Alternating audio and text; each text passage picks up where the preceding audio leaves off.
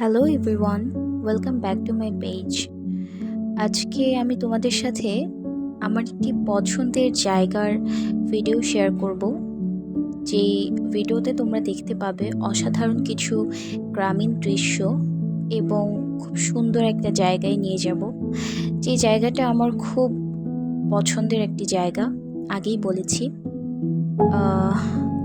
আসলে আমি যাচ্ছিলাম গত শুক্রবার আমার বাবার কাছে। একটু অদ্ভুত শুনতে মনে হচ্ছে, কিন্তু এটাই সত্যি। আমি আমার বাবার কাছে যাচ্ছি। তোমাদের বোঝার সুবিধার জন্য বলে রাখা ভালো, আমার বাবা 2021 সালের সেপ্টেম্বরের 3 তারিখ আল্লাহর ডাকে সাড়া দিয়ে আমাদের সবাইকে ছেড়ে চলে যান। বাবাকে আসলে বাবার জায়গাটা কখনো পূর্ণ করা সম্ভব নয়। বাবাকে প্রতিটা নিয়তই মনে পড়ে, মিস করি। আসলে এই ব্যাপারগুলো কখনো কেউ কোনো সন্তানই বলে প্রকাশ করে কাউকে কখনোই বোঝাতে পারবে না, কারণ এই ভাবনাগুলো না একমাত্র সেই বোঝে যার এই কষ্টটা ভেতরে থেকে যায়। বাবার কাছে আমি যখনই যাই রাস্তাটা দিয়ে সব সময়ই আমি তাকিয়ে তাকিয়ে দেখি আশেপাশের ওয়েদার, আশেপাশের জায়গাগুলো, এবং বাবার কাছে গিয়ে অনেক সময় দাঁড়িয়ে থাকি, বাবার জন্য দোয়া করি। আমি দেখি বাবা কিভাবে একা একা আছে। বাবাকে ছাড়া আসলে ছোটবেলা থেকে কখনোই থাকা হয়নি, সবসময় ছায়ার মতো লেগে থাকতো আমাদের পেছনে। আসলে একজন বাবা ঠিক যেমন হয় তেমনটাই, কিন্তু ভাগ্যের নির্মম পরিহাস, অসম্ভব অসুস্থতার জন্য আমার বাবা এই দুনিয়ার মায়া ত্যাগ করে একটু দ্রুতই আমাদেরকে ছেড়ে চলে যান।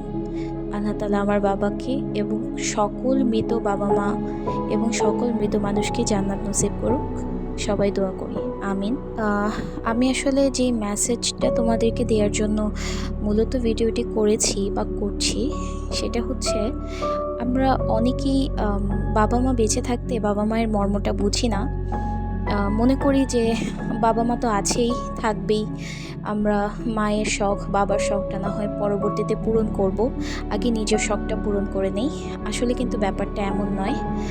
অবশ্যই নিজের শখটা পূরণ করতে হবে, নিজের ইচ্ছা পূরণ করতে হবে, কিন্তু তার আগে বাবা মায়ের চিন্তাটাও আগে করতে হবে, কারণ তারা আমাদের জন্য যতটুকু করে যাচ্ছে তার প্রতিদান কিন্তু আমরা কোনো কিছু দিয়েই দিতে পারবো না। আই হোপ যে আমার চেয়ে বেটার তোমরা বোঝো। তো দেখো, আমি বাবার কাছে চলে এসেছি তোমাদের সাথে গল্প করতে করতে। অসাধারণ সুন্দর না জায়গাটা? মানে এখানে যখন আসি একটা অদ্ভুত ফিলিং হয় অ্যান্ড খুবই ভালো লাগে, এবং মনে হয় যে আমি একটি অন্য দুনিয়াতে চলে এসেছি, যেটা আসলে বলে প্রকাশ করার মতো নয়। সবাই ভালো থেকো, সুস্থ থেকো, এবং নিজের মা বাবাকে মন ভরে ভালোবাসা দিও। তাদেরকে যতটা সম্ভব ভালোবাসা দিয়ে ভরিয়ে দাও, কারণ তারাই হচ্ছে তোমার মূল্যবান সম্পদ।